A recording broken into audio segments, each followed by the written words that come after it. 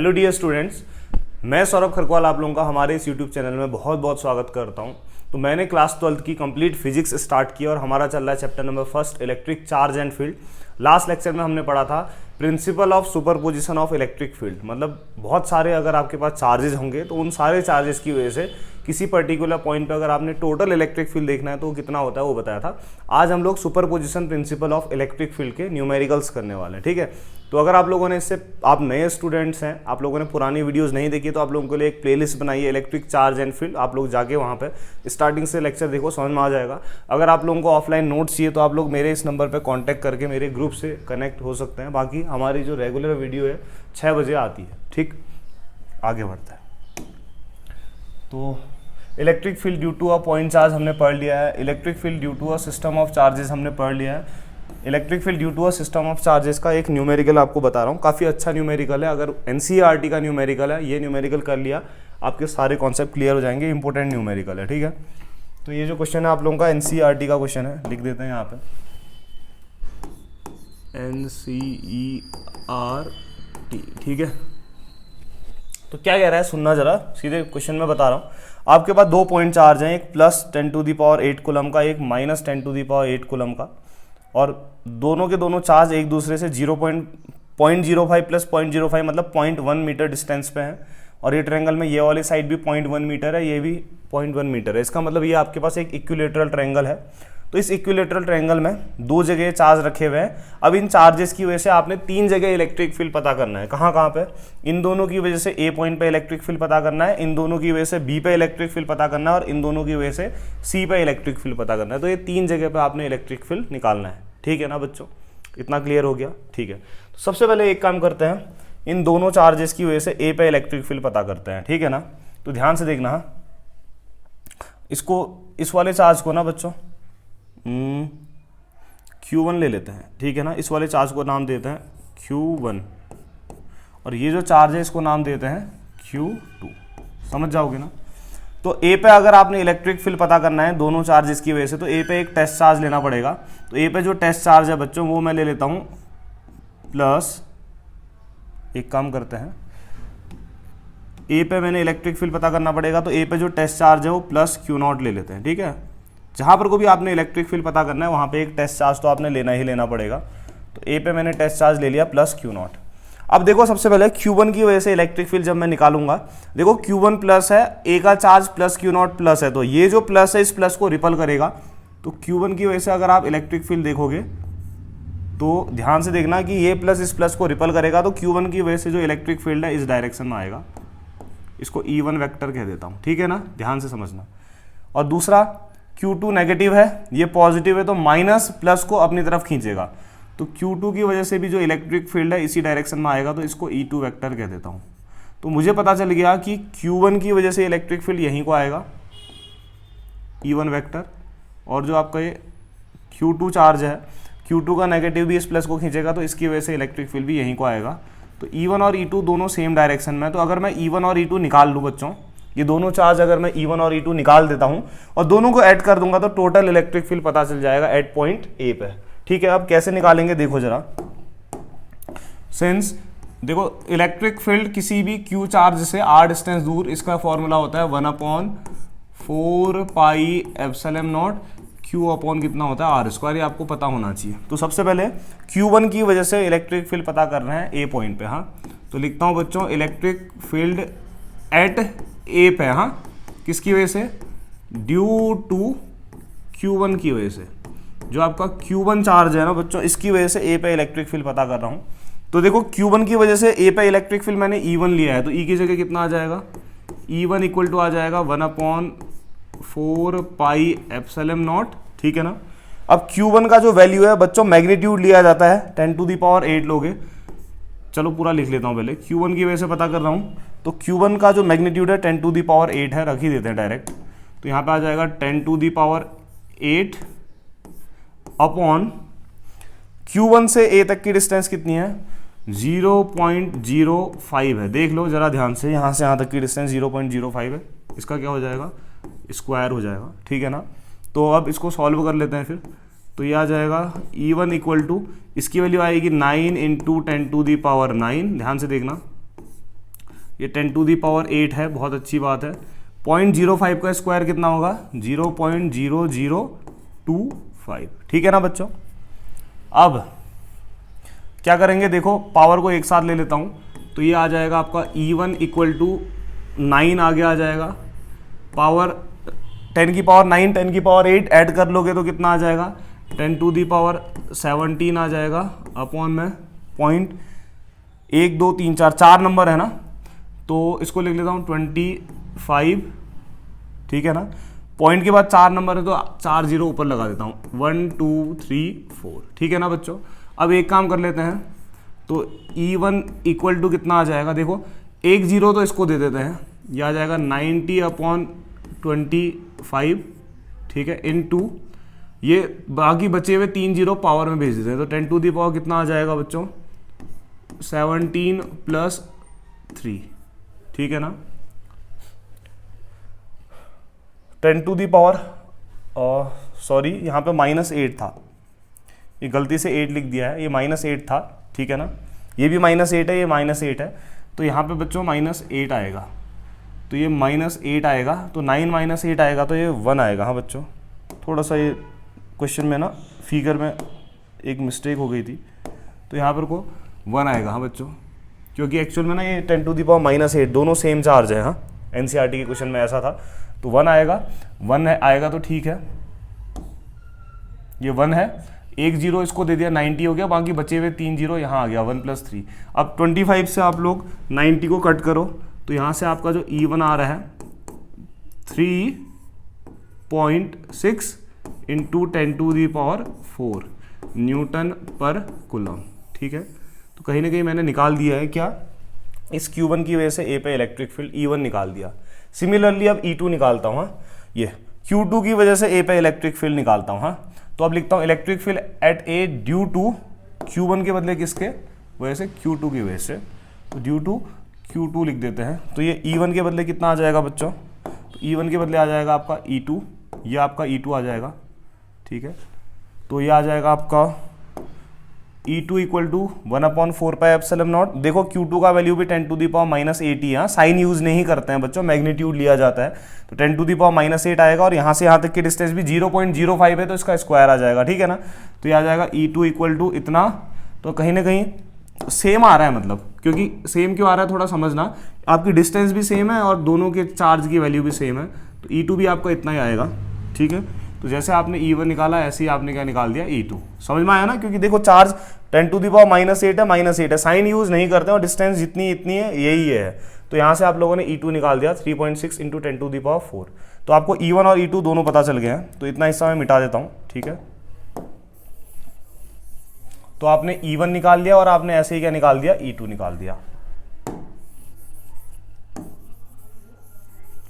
यहां पे लिख लेता हूं मैं E1 का वैल्यू भी कितना था आपका, E1 भी आपका इतना ही था, E1 equal to 3.6 × 10⁴ Newton per coulomb.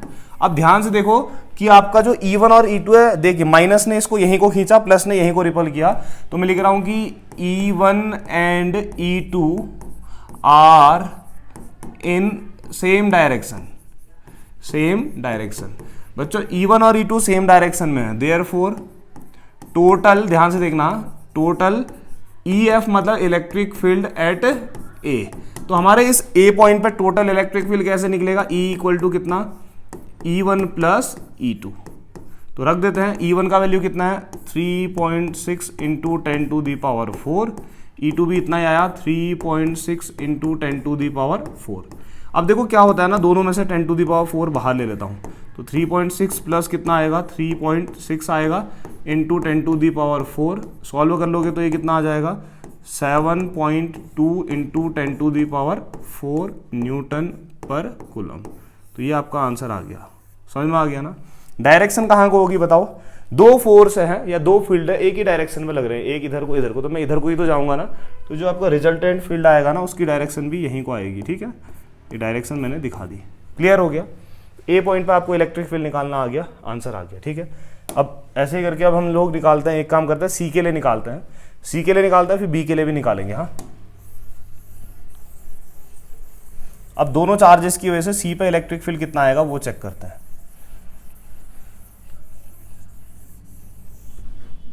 अब इसको मिटा देता हूँ फिर, ये वाला फिगर है ना, थोड़ा सा ऐसा है कि अच्छा दिखेगा, वरना बेकार सा दिखता है। ठीक है, ये अब सी पे जब निकालेंगे तो पहले समझो, ये जो प्लस है ना, सी पे एक टेस्ट चार्ज लेना पड़ेगा आपने, प्लस क्यू नॉट। चलो ले लिया।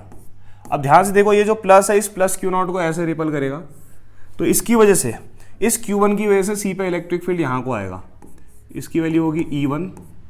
और देखो ये जो दूसरा वाला, देखो एक चार्ज यहाँ एक चार्ज यहाँ, ये माइनस वाला इस प्लस को खींचेगा, तो इस सी पॉइंट पे इस माइनस की वजह से जो आपका इलेक्ट्रिक फील्ड आएगा वो नीचे को आएगा। ठीक है ना बच्चों, ये चीज़ समझना है, बस आराम से इस चीज़ को समझना है। तो माइनस इसको अट्रैक्ट करेगा, तो इसकी वजह से जो इलेक्ट्रिक फील्ड है यहाँ को आएगा, इसको E2 बोलते हैं।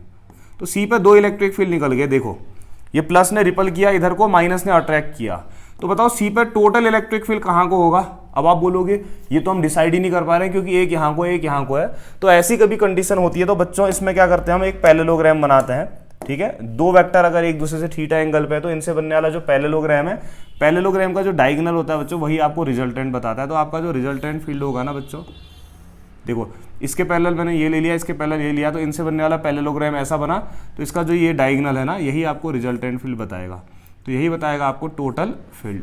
ठीक है ना, E1 और E2 निकाल लेते हैं और डायगोनल से जो भी ये रिजल्टेंट आएगा इसको निकाल लेंगे, यही हमारा आंसर होगा। लेकिन सुनो, ये और ये साइड तीनों बराबर है, 0.1 0.1 0.1, इसका मतलब आप कह सकते हो कि ये इक्विलेटरल ट्रायंगल है।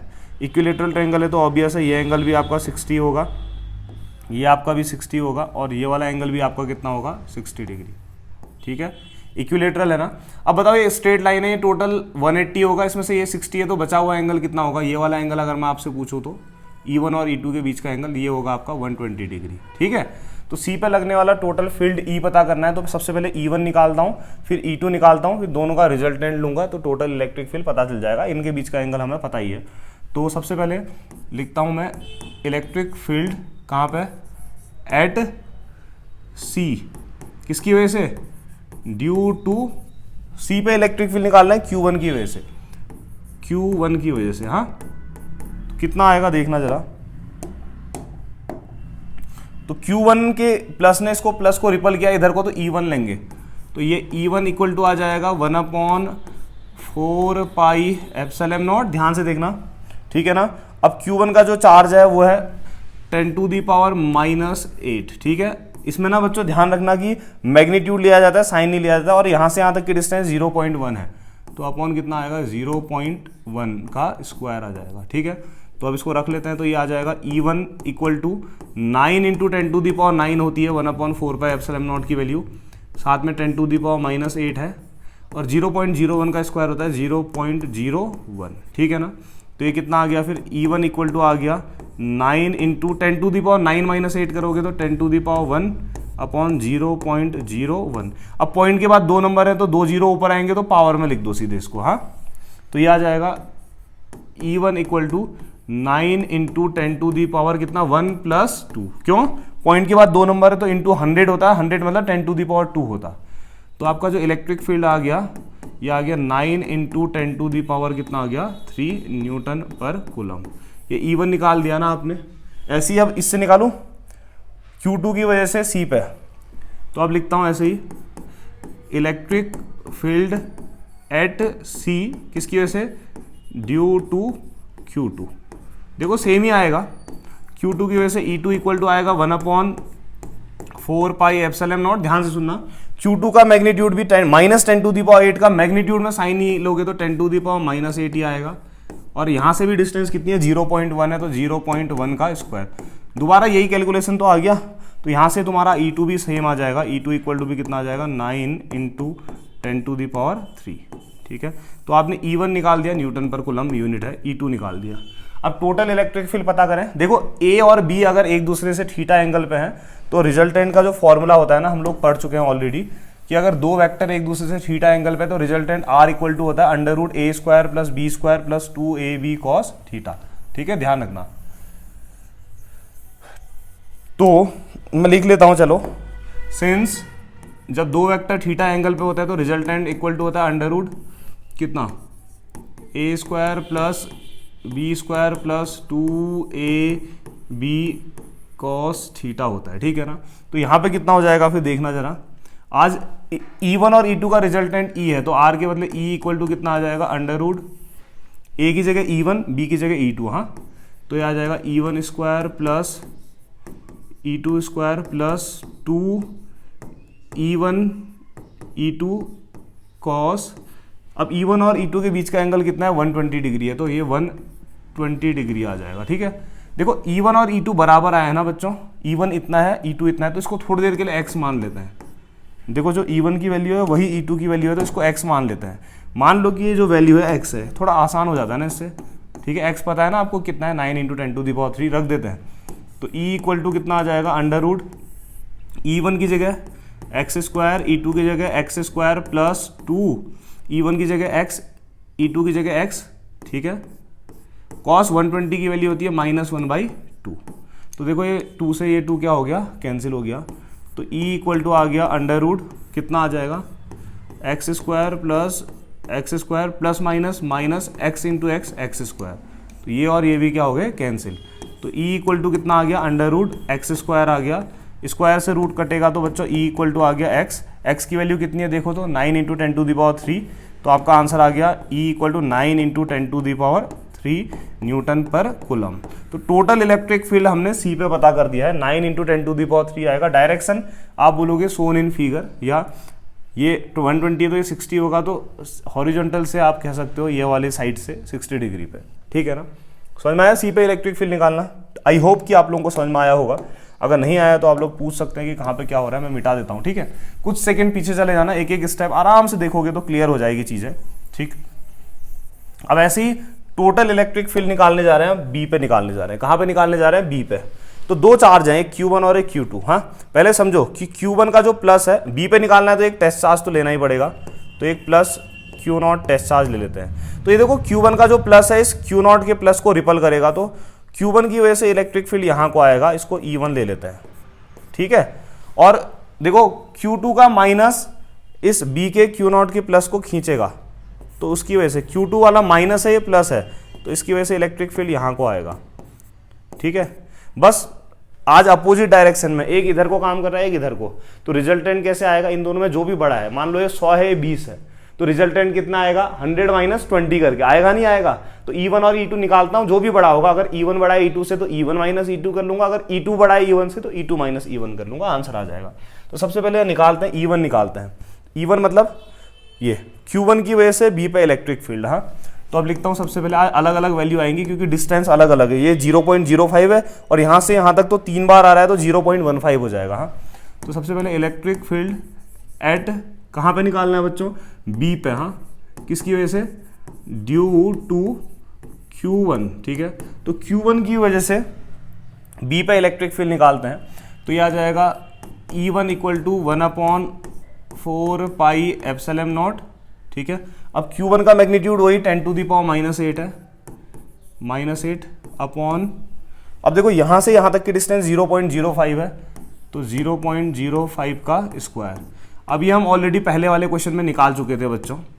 ठीक है ना, जब A के लिए निकाले थे, ये आ रहा था आपका 3.6 × 10⁻⁻, कितना आ रहा था, 4 न्यूटन पर कूलम।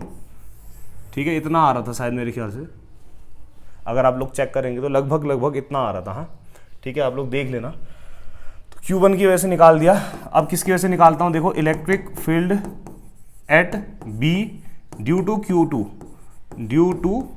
Q2 की वजह से, इस Q2 की वजह से, हाँ, इसकी वजह से यहाँ पे, तो फॉर्मूला क्या हो जाएगा, देखो ये माइनस इसको अट्रैक्ट कर रहा है तो E2 लेंगे, E1 के बदले E2 equal to 1/4 pi epsilon naught. देखो Q2 का मैग्नीट्यूड, हाँ, साइन नहीं लेते हैं, 10⁻⁻8 ही है, लेकिन अब देखो Q2 से यहाँ तक की डिस्टेंस, ये 0.5 प्लस 0.5 प्लस 0.5, तीनों को ऐड करोगे तो कितना आएगा, 0.15 आएगा, तो यहाँ से यहाँ तक की डिस्टेंस 0.15 आएगी। हाँ, इसका स्क्वायर हो जाएगा, तो ये निकालना पड़ेगा। ठीक है, तो ये आ जाएगा आपका E2 इक्वल टू 9 × 10⁻9 × 10⁻−8, 0.15 का स्क्वायर कितना आएगा, 0.0225, यही तो आएगा। तो यहाँ से E2 इक्वल टू कितना आ जाएगा बच्चों, 9 × 10⁻1 अपॉन, पॉइंट के बाद 4 नंबर है ना, 225 लिख देता हूँ, तो 4 जीरो ऊपर लगा देता हूँ, 1 2 3 4, हाँ पॉइंट हट गया। अब इसमें से क्या करते हैं, एक काम करते हैं, 2 जीरो इसको दे देते हैं, तो E2 इक्वल टू आ जाएगा 900 upon 225 into 10 to the power, 2 zero इसको दिए तो 2 इसको देने पड़ेंगे, तो 1 + 2, तो 225 से 900 करोगे तो कितना आएगा, लगभग मेरे ख्याल से 4 टाइम कैंसिल होगा शायद, ठीक है ना,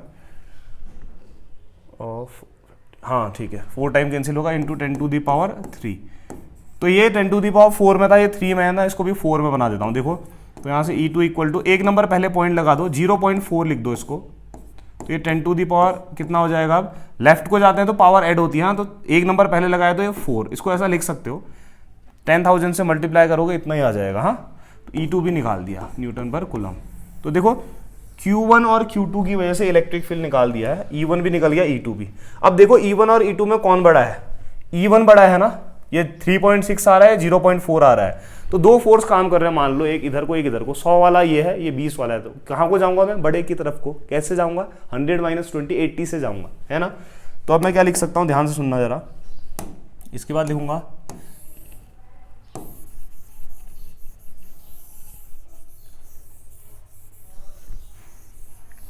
देखो E1 और E2 की वैल्यूज ये हैं, हाँ ठीक है।